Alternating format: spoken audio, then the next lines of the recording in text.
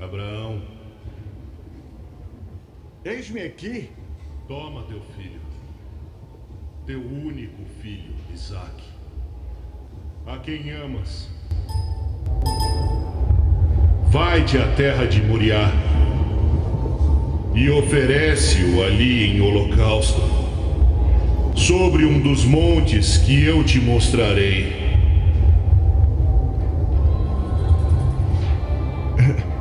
Oferecer em sacrifício? Isaque! Isaque!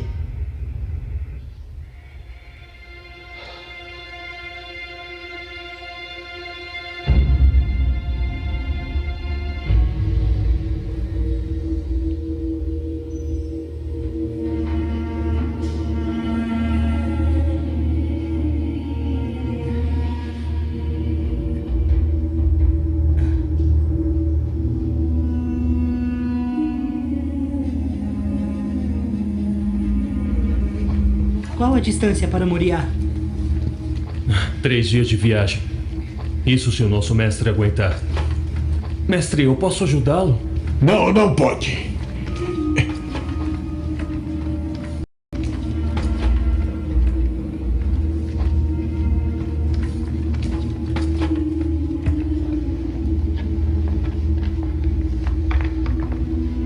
Que a paz esteja contigo, querida esposa. Que a paz esteja contigo.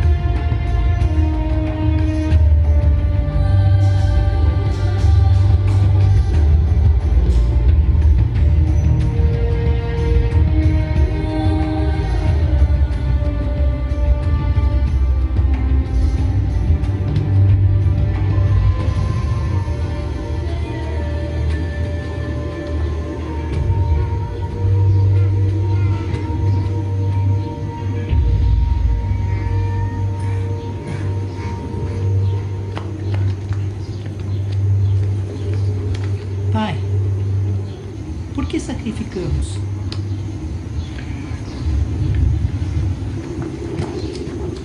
Nós sacrificamos por obediência. É dessa forma que adoramos a Deus.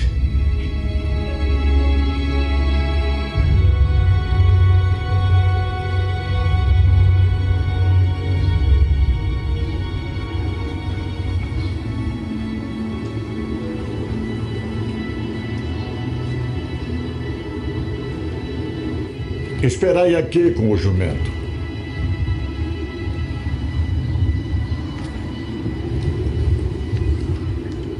Meu filho e eu iremos até lá.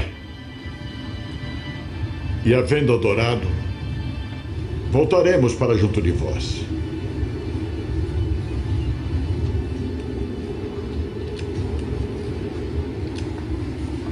Mestre, O quê?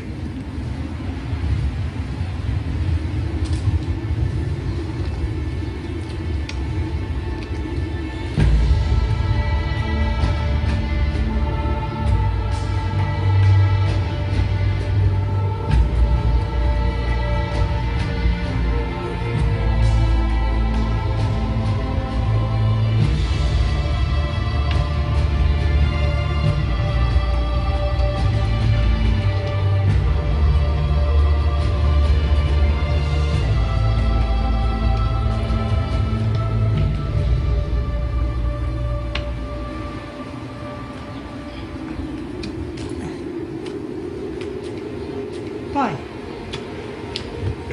Eis-me aqui, meu filho. aqui estão o fogo e a lenha, mas onde está o cordeiro para o sacrifício? Deus proverá para si o cordeiro para o sacrifício. Ele proverá.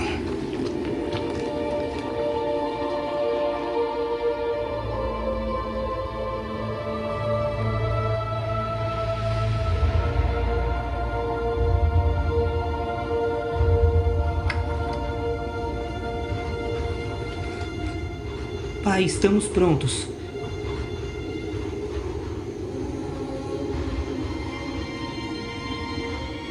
Pai?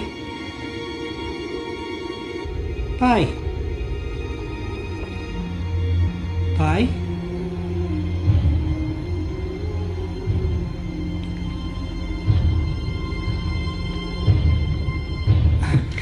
Pai, o que está fazendo?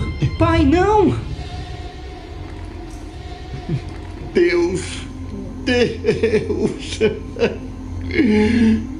Isaac, você é o sacrifício. Por quê? Pai, por quê? Porque Deus disse que devo sacrificar meu único filho a quem eu amo e confio que ele o ressuscitará dentre os mortos. Por quê? Porque ele prometeu. Ele prometeu.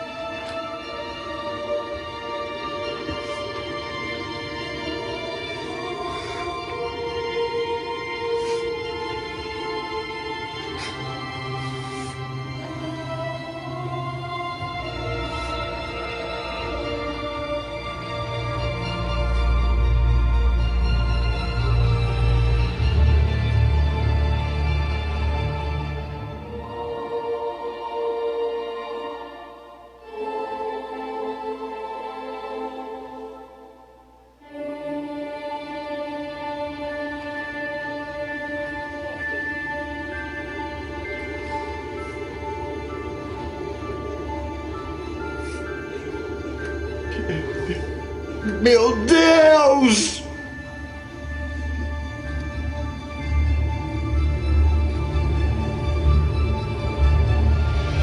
Abraão!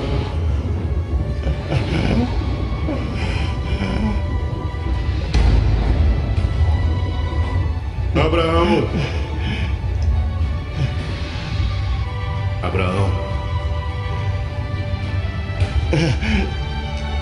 Eis-me aqui!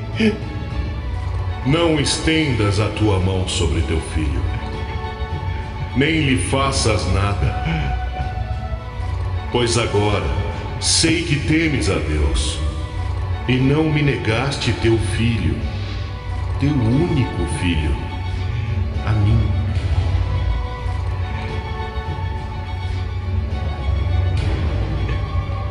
Isaac.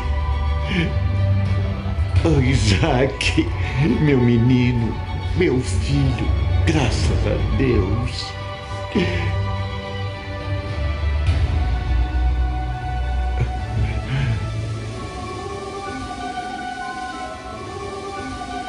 Obrigado, Senhor. Obrigado. Pai, olha!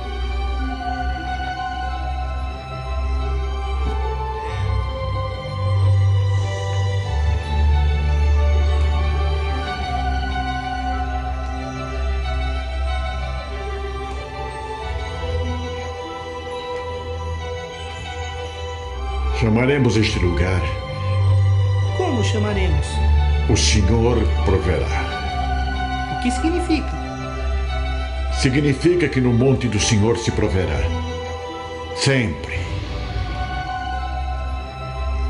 Jurei por mim mesmo, diz o Senhor, porquanto fizeste isso, e não me negaste teu único filho, que deveras te abençoarei, e certamente multiplicarei a tua descendência como as estrelas dos céus e como a areia na praia do mar. A tua descendência possuirá a cidade dos seus inimigos. Nela serão benditas todas as nações da terra, porquanto obedeceste à minha voz.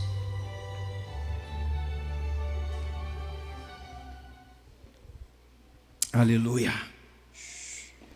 Amém.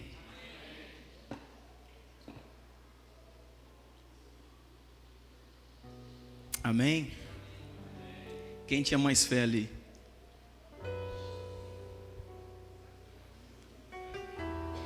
Quem tinha mais fé, o pai ou o filho?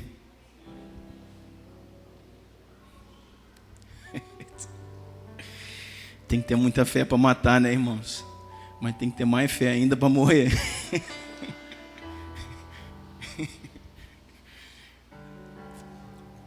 A história diz, historiadores bíblicos comprovam que Isaac nesse momento tinha de 15 a 20 anos de idade. Ele não era um neném, ele não era um bebê, ele não era um menino de 2, 3 anos. Tanto é que ele conseguiu subir todo o monte, irmãos, levando um junco de lenha que não era pequeno nas costas. E o pai, ele tinha mais de 100 anos.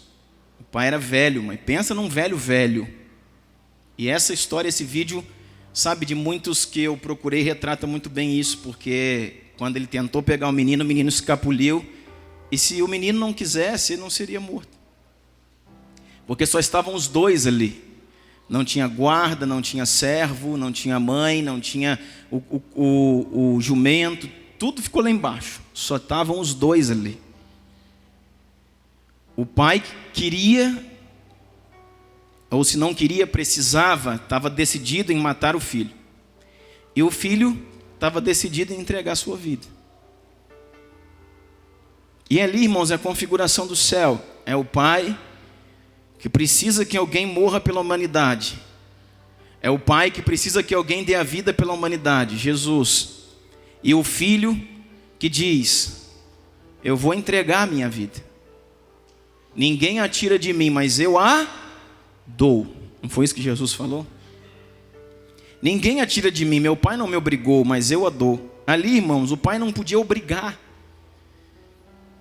Se ele quisesse correr, se ele quisesse chutar o pai, bater no pai, falou: eu, cordeiro, vê se eu tenho cara de cabrito. Mas ele falou: se o Senhor falou, pai, se você, meu pai, está falando, e se Deus falou, então que assim seja. Eu entrego a minha vida. Querido, essa história está em Gênesis 22, quando o Senhor diz assim: passando algum tempo, Deus pôs Abraão à prova, dizendo a Abraão, ele respondeu: eis-me aqui. Então disse Deus: toma seu filho, seu único filho. Irmãos, olha a frase, olha a ênfase que a Bíblia traz, a ênfase que Deus traz para Abraão. Então disse Deus: toma seu filho, seu único filho, Isaque, a quem você muito ama, e vá para a terra de Moriá. Pega seu filho, aquilo que você tem de mais precioso, aquilo que você muito ama, e vai para a terra de Moriá. Sacrifica-o ali como holocausto num dos montes que eu indicarei. Na manhã seguinte, Abraão levantou, preparou o seu jumento, levou consigo 2 dos seus servos, Isaque, seu filho. Depois de cortar lenha para o holocausto, partiu em direção ao lugar que Deus lhe havia indicado. Na manhã seguinte, veja o tempo que ele demorou para obedecer. Está ligado nos detalhes? Veja o tempo que ele demorou para obedecer. Na manhã seguinte, ele estava partindo. Esse foi o tempo que ele decidiu sacrificar o seu filho. Na manhã seguinte. E no verso 4 diz assim: no terceiro dia de viagem, Abraão olhou e viu o lugar de longe. Diga: no terceiro dia. No terceiro dia de viagem. A história diz que eles caminharam 80 quilômetros do lugar onde estavam até o Moriá. Eles andaram 80 quilômetros numa viagem de 3 dias a pé para o sacrifício. Eu quero dizer para você, querido, obedecer a Deus custa caro. Irmãos, até para a gente obedecer a Deus, fazer o que Deus quer que a gente faça, que já nos custa muita coisa, porque para matar o filho, querido, para matar o filho já custava muito desse homem, e não podia ser ali não. Ele tinha que pegar, separar tudo, viajar 3 dias a pé, no lugar onde Deus queria, para que ali fosse morto Isaac. Eu quero dizer para você, querido, para obedecer a Deus custa caro. Primeira coisa, para obedecer a Deus, a sua obediência, ela tem que ser irrestrita. A sua obediência, ela precisa ser irrestrita, incondicional. Não tem nada mais, sabe, não tem nada pior que Deus pode pedir para uma pessoa. Sabe para que Deus pede isso para Isaac, irmãos? Para mostrar que homens foram capazes de obedecer a Deus até o extremo. Porque não tem nada pior que Deus pode pedir a um homem do que o seu filho. Não tem nada, não existe nada pior, nada. Podia ter pedido tudo que ele tinha, podia ter pedido, sabe, sei lá, ele mesmo. Se sacrifica. Não tem nada pior para ser tirado de um homem do que o seu filho. O filho da promessa, o filho que ele esperou anos. Por isso que Deus permitiu que isso acontecesse aqui, para você ver que a obediência a Deus tem que ser irrestrita, incondicional. Obediência a Deus, irmãos, precisa ser imediata. Sabe quando Deus nos pede algo e a gente fica pensando, e fica orando, e fica consultando, tem muita coisa que a gente não precisa consultar, que a gente não precisa orar, tem muita coisa que a gente só tem que obedecer. Por quê? Porque Deus já falou, claro, você já ouviu a sua voz, e está em concordância com a palavra. Então tem muita coisa que Deus nos pediu, que nós estamos orando, estamos pensando, né? Estamos consultando, estamos esperando um profeta, 2 profetas, né? Não, estou esperando a 3ª confirmação, estou esperando Deus falar, e nisso já foi 6 meses, 1 ano, você está esperando. Entrega teu filho, teu único filho, aquele que tu amas. No dia seguinte, partiram de viagem. Obediência irrestrita, incondicional e imediata. Sabe por que eu estou falando isso para você? Porque aqui, irmãos, Deus queria consagrar uma geração. Abraão é chamado de pai da fé. Ele é o pai da fé. Só que ele é o pai da fé. Só que em Isaac seriam benditas as famílias da terra. Sabia que a geração, o enxerto na videira verdadeira, que vem pela genealogia toda de Abraão e vem por Jesus. Só que nós somos enxertados, irmãos, por Isaac, não é por Abraão. Em Isaac serão benditas todas as famílias da terra. Porque aqui é um sacrifício mútuo, o pai entregando o filho e o filho se entregando. Isaac aqui, irmãos, é uma representação de Cristo. Romanos, Paulo tem essa revelação, eu vou ler aqui para você, que texto tremendo.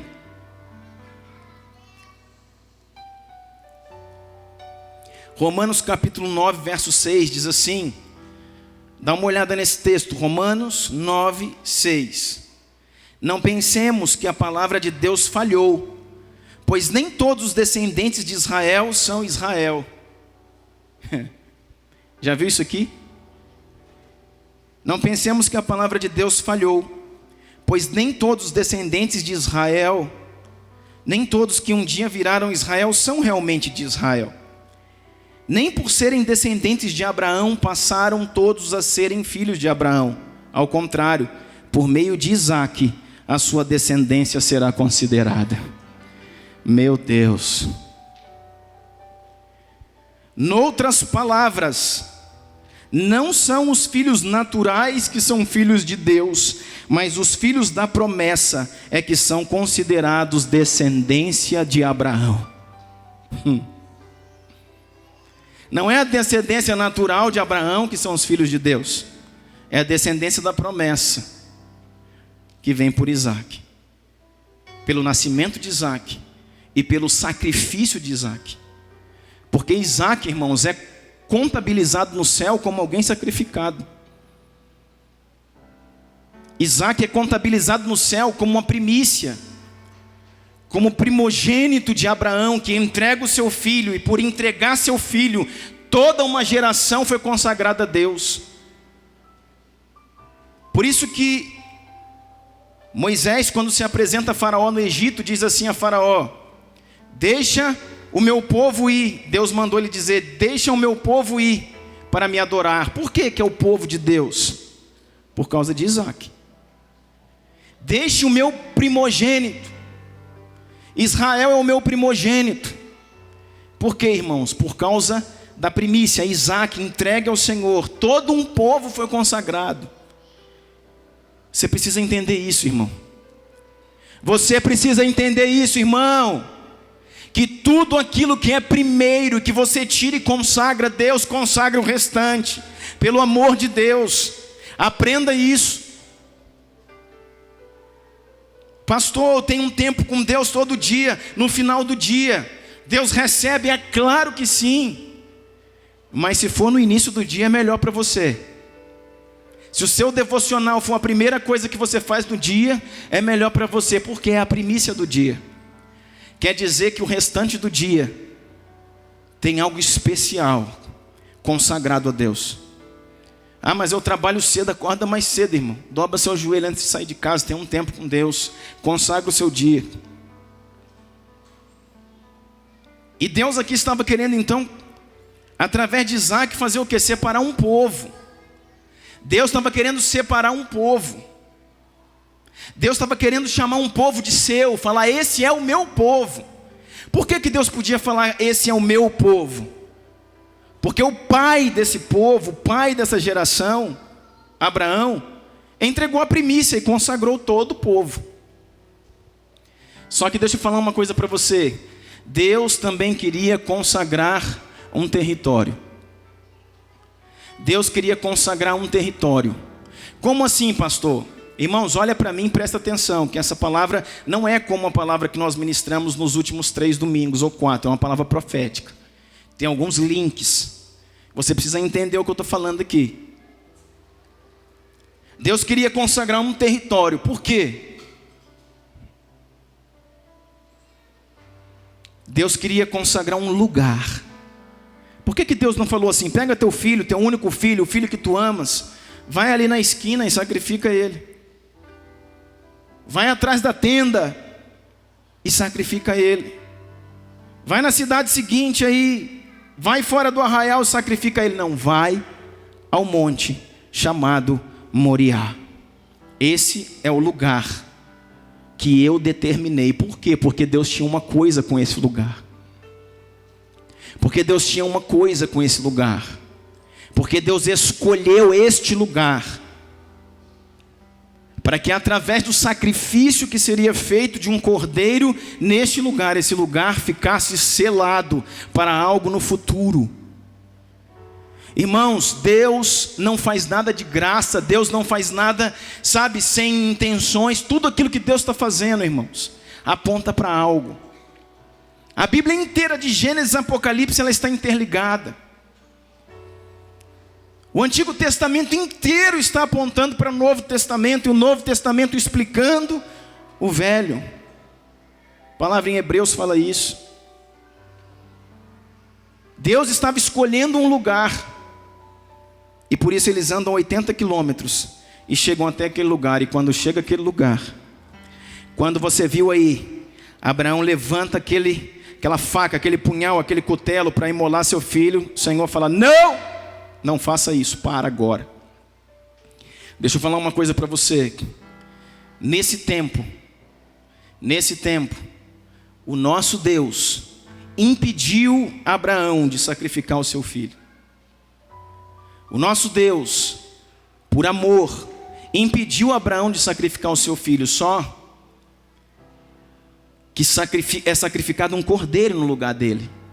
Aquele cordeiro que você viu lá, um cordeiro mesmo, um cabrito, é morto ali, e o sangue é derramado. Só que aquele sangue derramado não representa um cordeiro natural. Aquele sangue derramado é o sangue do Cordeiro de Deus que tira o pecado do mundo.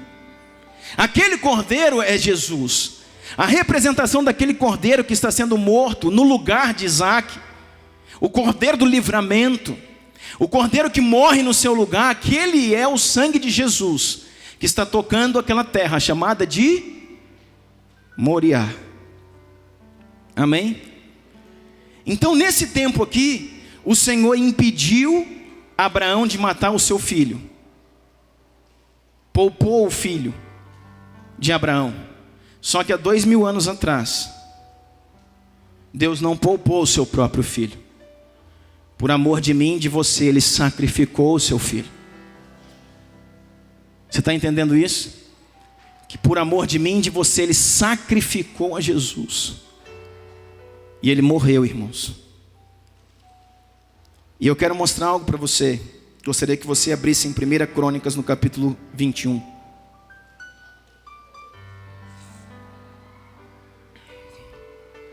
Primeira Crônicas no capítulo 21. Diz assim: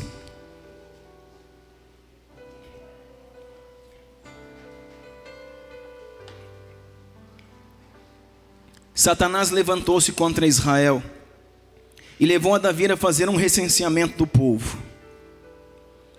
Davi disse a Joabe e aos outros comandantes do exército: vão, contem os israelitas desde Berseba até Dan e tragam-me um relatório para que eu saiba quantos são.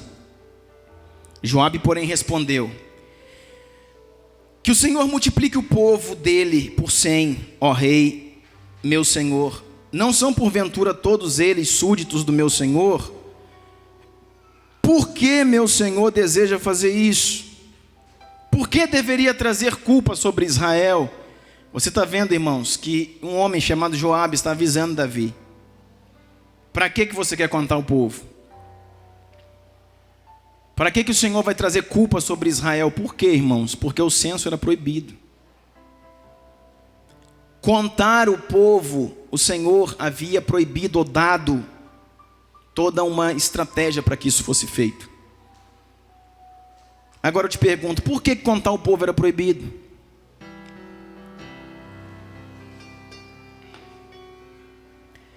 Por que contar o povo era proibido? Por que fazer o censo não agradava ao Senhor? As nações pagãs faziam isso. As nações que estavam, Emílio, ao lado de Israel faziam isso, contavam os seus exércitos e colocavam isso em placas e levantavam isso como troféus, dizendo: nosso exército tem 800.000 homens de guerra, 400 carros, 200 lanceiros, 200 homens de infantaria. O exército era estabelecido. E depois daquele censo feito, as nações pagãs espalhavam essas notícias sobre a terra, para que causasse temor na terra. As terras vizinhas ficavam, aterrorizadas, temiam diante do exército da Síria. Por quê? Porque tinha um relatório como era o exército da Síria. Tantos homens, tantos carros, tantos flecheiros, tantos lanceiros, tanto isso, tanto aquilo. E Deus disse assim ao seu povo: as nações da terra temerão Israel, não pela quantidade de povos ou de guerreiros, mas pelo Deus que guerreia por ele. Está entendendo isso? Não é a placa que você carrega, é o Deus que você serve.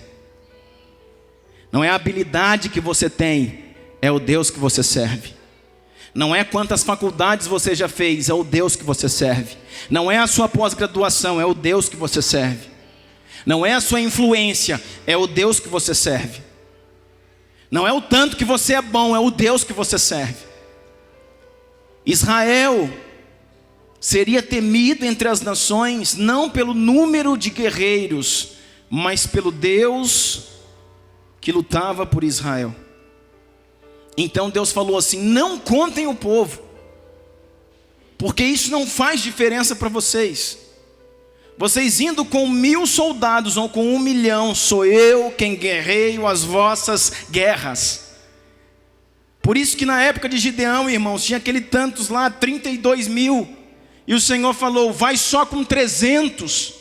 Mas tem 32.000, vai só com 300. Mas tem 32.000 soldados, vai só com 300. E com 300 ele foi e venceu. Você está entendendo? Isso pode manter aberto 1 Crônicas 21, mas abre Êxodo 30 que você vai ver. A palavra em Êxodo 30, verso 11 diz assim. Êxodo 30, 11. Disse então o Senhor a Moisés: Quando você fizer um recenseamento dos israelitas, cada um deles terá que pagar ao Senhor um preço pelo resgate por sua vida quando for contado. Dessa forma, nenhuma praga virá sobre eles quando você contar. Quando você for contar o povo, cada um que você contar como homem de guerra deve levantar uma oferta por ele mesmo. Que isso, pastor? Não foi eu que inventei não, irmão, é a Bíblia que está dizendo. Você está vendo, irmãos, como era medido a fé do seu povo? Como Deus levava o povo a se mover por fé e por honra ao Senhor? Diz aí, dessa forma nenhuma praga vai vir sobre o povo. 13. Cada recenseado contribuirá com 6 gramas, com base no peso padrão do santuário, que tem 12 gramas. As 6 gramas são uma oferta ao Senhor. Todos os alistados da idade de 20 anos para cima darão ao Senhor essa oferta. Os ricos não contribuirão com mais, nem os pobres darão menos que 6 gramas, quando apresentarem oferta ao Senhor como proposição por sua vida. 6 gramas de ouro. No censo, cada um que for contado com mais de 20 anos, capaz de manejar uma espada e entrar no exército, ele foi contado, deve apresentar ao santuário, ao Senhor, 6 gramas, para que não venha praga para Israel. Mas o que Davi fez? Contou, e tudo isso ainda teria que ser feito, irmãos, com direção de Deus. Aqui ele não tinha direção de Deus, contou o povo, não levantou as ofertas que o Senhor havia pedido na sua lei, em Êxodo 30, e diz aí, assim, voltamos para 1 Crônicas 21, no verso 4, que diz assim: mas a palavra do rei prevaleceu, de modo que Joabe partiu, percorreu todo Israel, e então voltou a Jerusalém. Verso 5, Joabe apresentou a Davi relatório com o número dos homens de combate. Em todo Israel havia 1.100.000 homens habilitados para o serviço militar, sendo 470.000 de Judá. Mas Joabe não incluiu as tribos de Levi e de Benjamim na contagem, pois a ordem do rei lhe parecia absurda. Essa ordem foi reprovada por Deus, por isso Deus puniu a Israel. Sabe por que Deus não queria que contasse o povo? Para que o coração de Davi não se ensoberbecesse, para que Davi não soubesse que tinha 1 milhão de soldados e por isso vencia guerras, para que Davi confiasse que mesmo se fosse com 300 de Gideão, ele também venceria as suas guerras. Mas Davi, nesse momento, querido, ele quis se autoafirmar. Davi, ele quis ter certeza do seu patrimônio. Davi quis ter certeza do seu exército. Davi quis saber o tamanho que agora estava o seu reino, que ele havia unificado. Davi, ele queria um respaldo, e ele fez o que não deveria fazer. Contou 1.100.000 soldados. Essa ordem foi reprovada por Deus e por isso ele puniu Israel. Verso 8. Então Davi agora caiu em si e disse a Deus: pequei gravemente com o que fiz. Agora eu te imploro que perdoes o pecado do teu servo, porque cometi uma grande loucura. Davi não era bobo nem nada, irmãos, era o homem segundo o coração de Deus. Davi era um homem de intimidade e começou a ver que o negócio não estava bom. Davi, depois de ter contado, ter feito o censo de norte a sul, de leste a oeste, botado todas as tropas, todos os exércitos, contado toda a sua equipe, depois que chegaram os números para eles, 1 milhão de soldados de guerra, ele começou a ver que alguma coisa não estava boa. Você já viu quando você faz alguma coisa errada?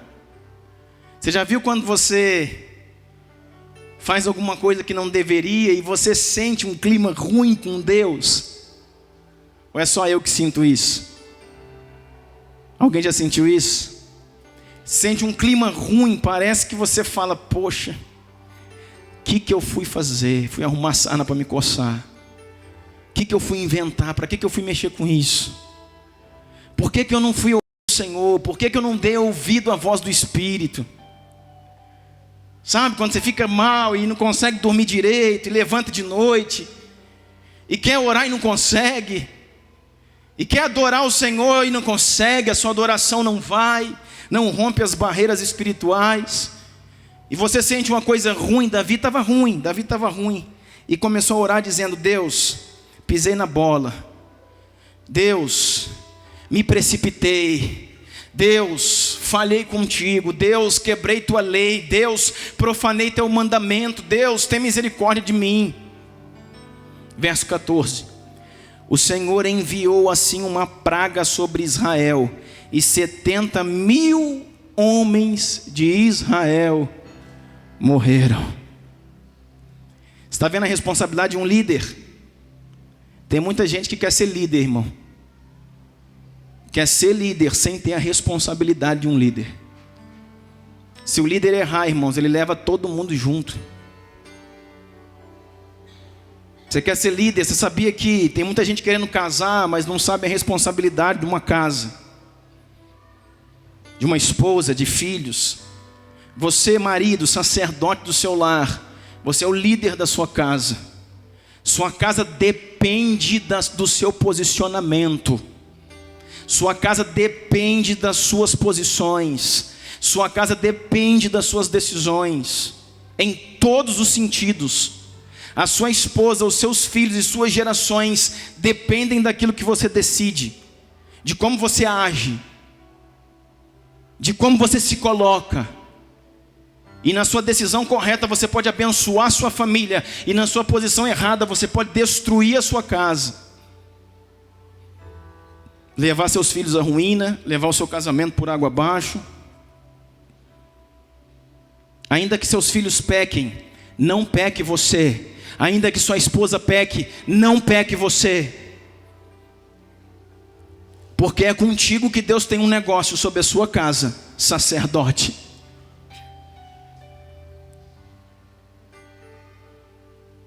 Se seus filhos pecarem, você terá unção de Deus para trazê-los de volta.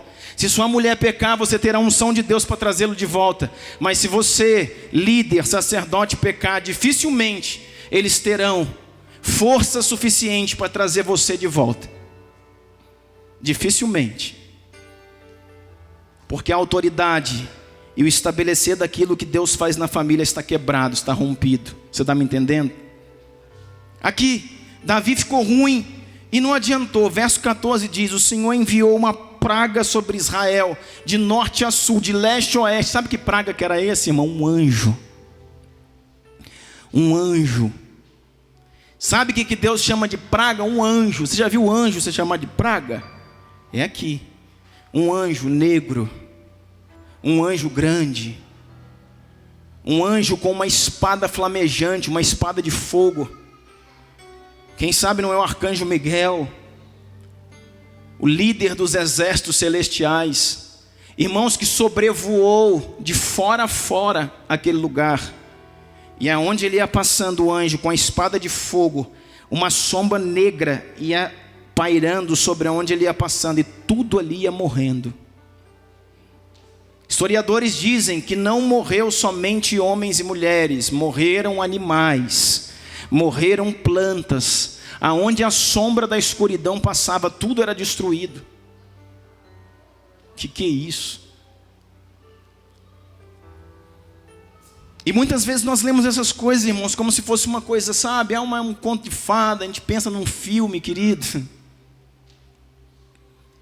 Aquilo que você viu aqui, Abraão e Isaac, aquilo é verdade. Homens foram capazes de dar a sua vida. Homens foram capazes de entrar em fornalhas. Homens foram capazes de entrar na cova com leões. Homens foram queimados. E homens perseveraram a tudo isso por amor a Jesus, por amor a Cristo. Não é coisa muito distante hoje, irmãos. Hoje, nesses dias, nesse tempo, cristãos estão morrendo no norte da Síria por acreditarem em Jesus, por crerem na salvação, por crerem no Senhor. E a palavra de Deus diz que esse anjo passou o que eles chamam de praga. E diz assim, verso 15: e Deus enviou um anjo para destruir Jerusalém. E Deus enviou um anjo para destruir Jerusalém. Mas quando o anjo ia fazer isso, o Senhor olhou, presta atenção, o Senhor olhou e arrependeu-se de trazer a catástrofe e disse ao anjo destruidor: para, já chega, basta. Naquele momento o anjo do Senhor estava sobrevoando a eira de Araúna, o Jebuseu. Presta atenção aqui, irmãos. Nós vamos ligar isso que estamos lendo com Abraão, Isaac e o Moriá. O que tem a ver, pastor, Abraão, Isaac e Moriá com isso aqui? Vou ler de novo, verso 15. Deus enviou um anjo para destruir Jerusalém, a capital. Jerusalém, a cidade do grande rei. Jerusalém, onde está a cidade de Davi. Jerusalém, onde está Sião. Jerusalém, aonde está o Moriá. Deus enviou um anjo para destruir Jerusalém, mas quando o anjo ia fazer isso, o Senhor olhou bem e arrependeu-se da catástrofe. Deus se arrependeu da catástrofe e disse ao anjo: para, não destrua mais nada, não faça isso, não toque em Jerusalém. Naquele momento o anjo do Senhor estava sobrevoando a eira de Araúna, o Jebuseu. Ele estava sobrevoando um monte. Ele estava sobrevoando a eira de Araúna, o Jebuseu. O anjo estava sobrevoando o território de um Jebuseu. Jebuseu é um povo pagão. Lembra? Dos filisteus, amorreus, jebuseus. Lembra daquele povo que tomou Jerusalém, não permitia com que Israel chegasse lá na fortaleza dos jebuseus, e quando Davi toma posse do reino, vai lá e desaposta os jebuseus. Um povo pagão, um povo cananeu, um povo maligno. Mas esse homem era um jebuseu e vivia aqui na terra dos hebreus, e ele tinha um monte, e o monte era dele. E era nesse monte que Jesus tinha um negócio. Era nesse monte que Deus tinha uma coisa. Agora, por quê, irmão? Vai entender a cabeça de Deus, né, querido? Vai entender o que Deus pensa. Tanta terra em Jerusalém, Deus quer o território de um jebuseu. E quando aquele anjo está vindo, aquele anjo com espada de fogo, aquele anjo negro matando tudo, e quando ele está pairando sobre Jerusalém, quando ele está sobrevoando a eira de Araúna, o Jebuseu, o Senhor diga: não, aí não, para, não destrua nada aí. A história diz aqui, continuando, 16, Davi olhou para cima e viu o anjo. Davi olhou para cima e viu o anjo do Senhor entre o céu e a terra, como uma espada na mão, erguida sobre Jerusalém. Então Davi e as autoridades de Israel, vestidas de luto, prostraram-se com o rosto em terra. Davi viu o anjo, irmão. Pensa no filme. Davi viu aquele anjo, viu aquela sombra.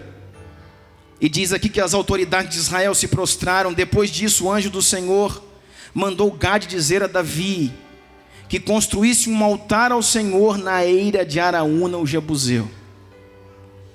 Quando o anjo vem sobrevoando e chega nesse lugar, guarda esse lugar, eira de Araúna, o Jebuseu. Quando o anjo para ali, Gade, que era o profeta da época, vai lá e manda dizer para Davi: construa nesse lugar onde o anjo parou um altar de adoração. Seguindo comigo? Depois disso, o anjo do Senhor mandou Gade dizer a Davi: construa um altar do Senhor na eira de Araúna, o Jebuseu. Davi foi para lá em obediência à palavra que Gade havia falado em nome do Senhor. Araúna estava debulhando trigo. virando-se, viu o anjo. Ele e seus 4 filhos que estavam com ele se esconderam. Verso 21. Nisso chegou Davi, quando Araúna o viu, saiu da eira, prostrou-se diante de Davi com o rosto em terra. E Davi lhe pediu: venda-me o terreno da sua eira para construir um altar em honra ao Senhor, para que cesse a praga sobre o meu povo. Venda-me o terreno por preço justo. Venda-me o terreno por preço justo. Mas Araúna disse a Davi: rei, amado, grande rei, considera tudo teu. Que o meu rei e senhor faça dele o que desejar. Eu também darei os bois para o holocausto, e o debulhador para servir de lenha, e o trigo como oferta de cereal. Tudo isso eu vou te dar. Está entendendo o que está acontecendo aqui? Existia uma maldição, irmão. Existia um juízo de Deus estabelecido sobre um povo. Existia um tempo de morte, de crise. Todos os profetas, querido, dessa nação estão dizendo que tempos difíceis virão sobre o Brasil. Tempos de crise virão sobre o Brasil. Todos os profetas dessa nação estão dizendo, irmãos, que uma nuvem negra dessa vai passar sobre essa nação.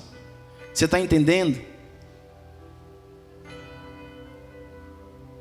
O que pode parar esse juízo?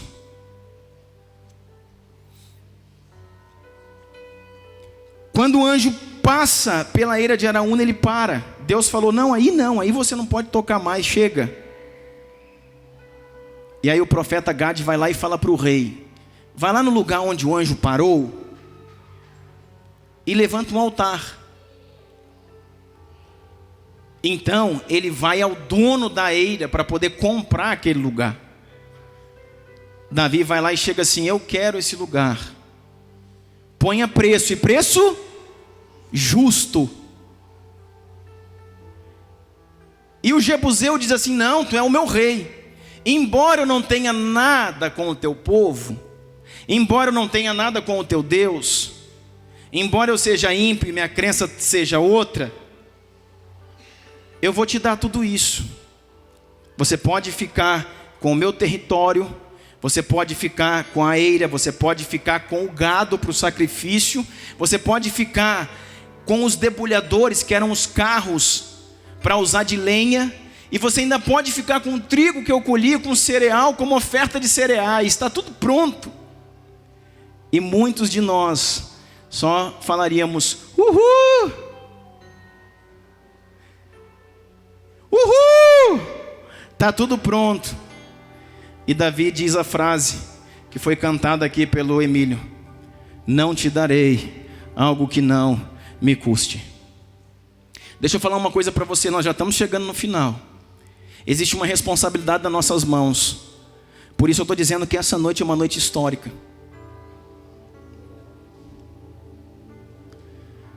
Esse é o tempo, querido, de nós, a igreja do Senhor, nessa cidade, esse ministério, adquirir a eira de Araúna ou Jebuseu. Esse é o tempo de que o Senhor nos deu um lugar e falou para nós: levante um altar de sacrifício ali e edifique a minha casa. E através disso, eu vou interromper juízo sobre essa terra. Você tem fé para acreditar nisso?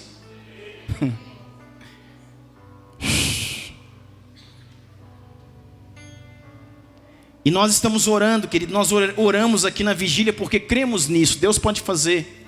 Existe uma passagem na palavra que diz, numa transferência de riquezas, existe uma passagem na Bíblia que fala que o ímpio, ele trabalha e trabalha exaustivamente. Para quê? Para amontoar. Para amontoar e fazer o quê? Entregar para o justo. Então muito daquilo que vamos fazer, se o Senhor quiser levantar um ímpio, levantar alguém que não tem nada com Deus para abençoar, Deus faz, e embasado na sua palavra. Mas embasado nessa palavra que estamos lendo aqui hoje, Não é isso que nós devemos esperar. Davi falou: não darei ao Senhor algo que não me custe. Ainda que venha tudo pronto, preparado para eu adorar o Senhor, eu quero fazer a minha parte. Davi falou: eu quero pagar o meu preço. Eu quero fazer o que eu preciso fazer. Aquele jebuseu falou assim para ele: tu és o meu rei. Tu és o rei dessas terras, tu é o grande Davi. Tome a terra que você quer, tome o meu gado para o sacrifício, tome os cereais que eu colhi para a oferta de cereais, tome a madeira dos meus carros para o holocausto. E Davi falou: não, de jeito nenhum. Você é um ímpio, vai entrar com tudo isso para a adoração do meu Deus, eu vou entrar com o quê? E diz a palavra assim, querido. Diz a palavra assim, verso 24: ó rei Davi, porém respondeu Araúna. O rei Davi, porém, respondeu a Araúna: não faço questão de pagar o preço que é justo. Não darei ao Senhor aquilo que pertence a você, nem oferecerei holocaustos que não me custe nada. E diz assim: então Davi pagou a Araúna 7,2 kg de ouro pelo terreno. 7,2 kg, ou seja, 7.200 gramas. 7.200 gramas vezes R$123, quase R$900 mil.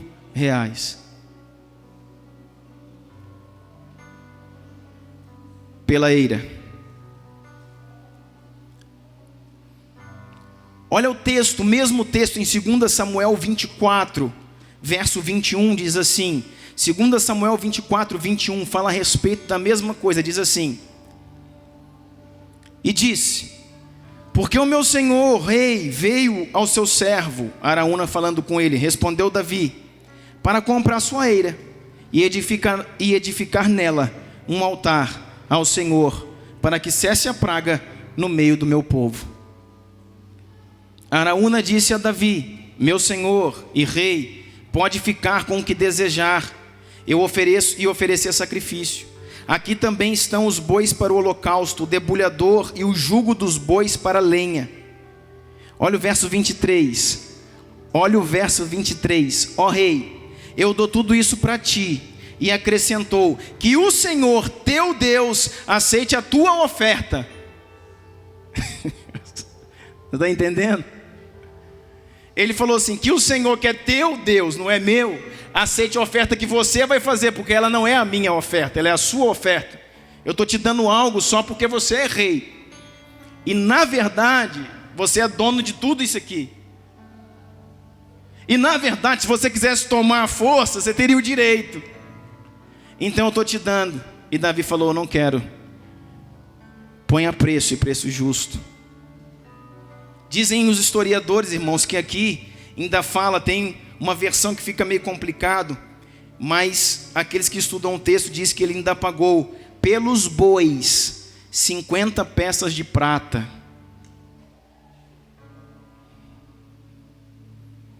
Porque disse assim: não darei ao Senhor algo que não me custe.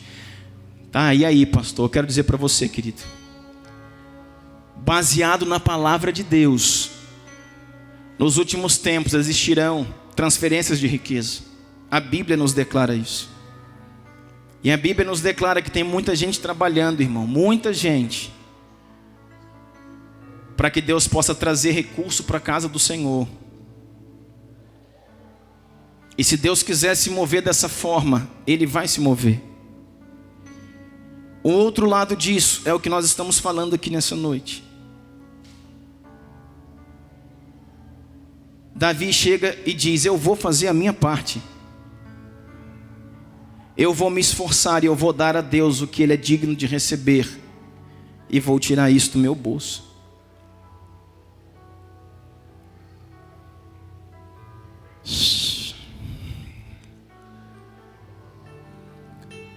Davi diz assim: está muito fácil, não está isso, está muito bonito. Veio tudo assim, tão lindo. E é o que nós esperamos, irmãos. Infelizmente é o que nós esperamos. Que as coisas que nós vamos fazer para Deus, algo sobrenatural do céu venha e faça uma coisa tão linda, tão rápida e tão simples. E a gente espera isso na nossa alma. Só que em contrapartida desse texto diz que isso aconteceu com ele, estava tudo lindo, pronto, estava tudo lindo. Ele falou: não, isso está muito fácil. Eu quero pagar um preço. E diz assim o verso 26: e Davi edificou ali um altar ao Senhor e ofereceu holocaustos e sacrifícios de comunhão. Davi invocou ao Senhor, o Senhor que lhe respondeu com fogo, que veio do céu sobre o altar de holocaustos. O Senhor ordenou ao anjo que pusesse a sua espada na bainha. O Senhor ordenou ao anjo que pusesse a espada na bainha. E o Senhor ordenou ao anjo que acabou a praga. Acabou a praga. E o que segurou esse anjo, irmãos? Um sangue que existia na eira de Araúna, o Jebuseu. Lembra no tempo, lá naquele tempo de Abraão, Deus consagrou um povo, mas Deus também consagrou um lugar. Olha o que diz a palavra aqui, verso 29. Naquela época, o tabernáculo do Senhor que Moisés fizera no deserto e o altar de holocaustos estavam em Gibeon. O tabernáculo do Senhor existia já lá em Gibeon, só que Davi, com a sensibilidade espiritual que ele tinha, ele começou a colocar os olhos dele nesse lugar. Aonde? Na eira de Araúna, o Jebuseu. Ele comprou a eira e ele começou a fazer sacrifícios ali. E ele começou a adorar ao Senhor ali naquela eira.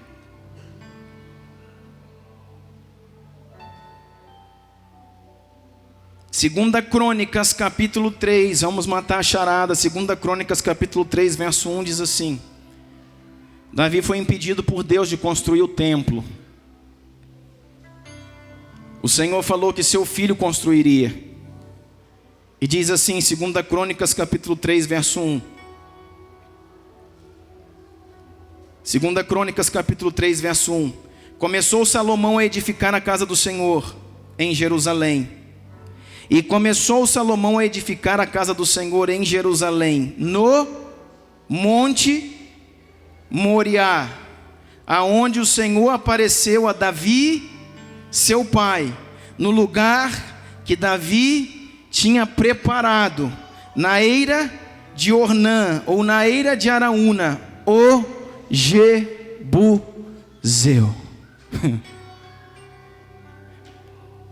Conseguiu conectar? Que esse lugar, a eira de Araúna, ou eira de Ornã, que é a mesma pessoa, o Jebuseu, esse lugar é o Monte Moriá. Esse lugar era o lugar que anos atrás o Senhor escolheu para que Isaac fosse sacrificado. Esse lugar era o lugar que há séculos atrás Deus separou ali um povo, Israel, e separou um lugar, o Moriá, para que a sua casa fosse edificada ali. E naquele dia, lá em Abraão, o sangue do cordeiro foi derramado na eira de Araúna, o Jebuseu, ou seja, no Moriá. E agora, século depois, aquele sangue ainda clama, aquele sangue ainda fala, aquele sangue ainda faz milagres. Foi a esse sangue, irmãos, que fez com que o anjo da destruição, ao passar por esse lugar, fosse obrigado a empunhar, a embanhar a sua espada. E o juízo encerrou ali. Porque Deus falou: nesse lugar existe sangue, e esse sangue é do Cordeiro, e esse Cordeiro é Jesus. E aonde foi feito um sacrifício, não há praga. Aonde foi feito um sacrifício, não há ação da injustiça. Sabe, irmãos, com aquele sacrifício ali, o poder que aquele sacrifício teve foi o poder de parar o juízo de Deus, de parar o próprio Deus. Não é o diabo não, de parar o próprio Deus. Deus falou: aí não posso tocar. Se eu quiser destruir, aí não posso, porque tem ação de sangue, e sangue de Jesus, sangue do Cordeiro.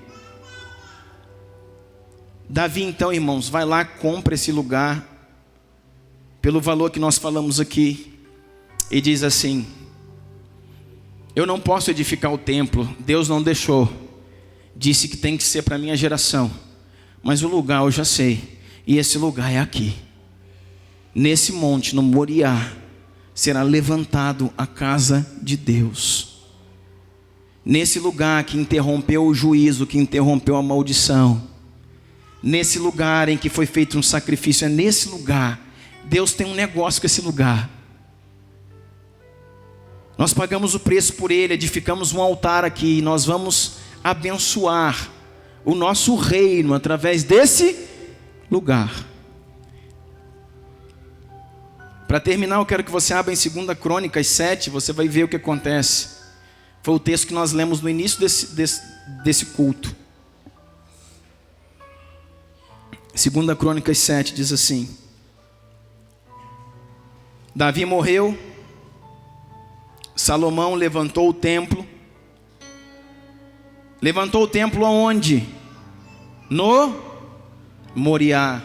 Levantou o templo aonde? Na eira de Araúna, o Jebuseu.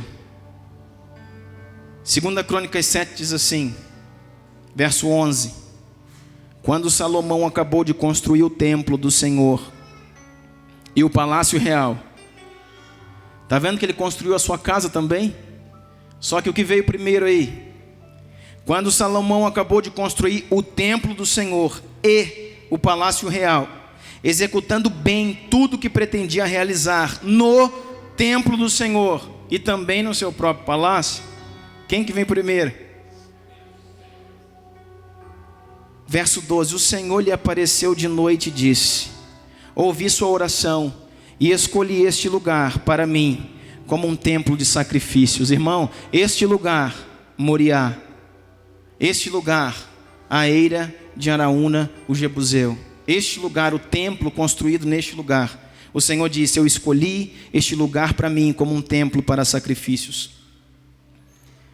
Se eu resolver fechar o céu para que não chova, ou se eu ainda resolver mandar gafanhotos devorarem o país sobre o meu povo e enviar uma praga, verso 14, ainda assim, se o meu povo que se chama pelo meu nome, se esse povo se humilhar e orar e buscar minha face e se afastar dos seus maus caminhos, dos céus eu ouvirei, perdoarei os seus pecados e curarei a sua terra.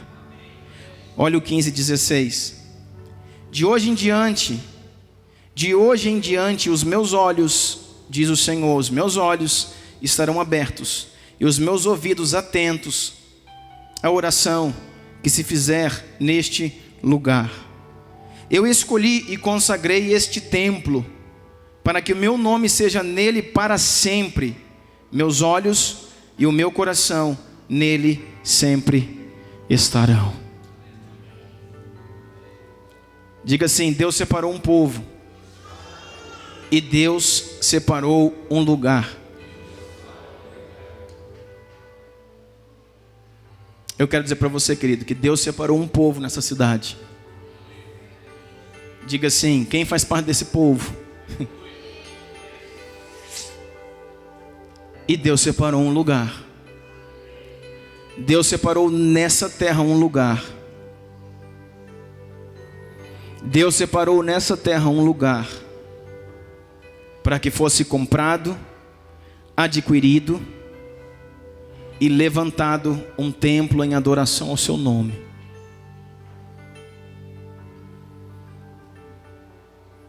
E cabe a nós, irmãos, igreja do Senhor nessa cidade, cabe a mim e a você, nos envolvermos naquilo que é do Senhor. Porque nós cremos, querido, que a edificação, não somente de um lugar físico, mas a edificação de um lugar espiritual que nós estamos edificando nessa cidade, tem o poder de interromper juízo sobre esse lugar, juízo sobre essa terra. Nós temos que nos colocar nesse lugar, irmãos, de oração, de intercessão. Amém?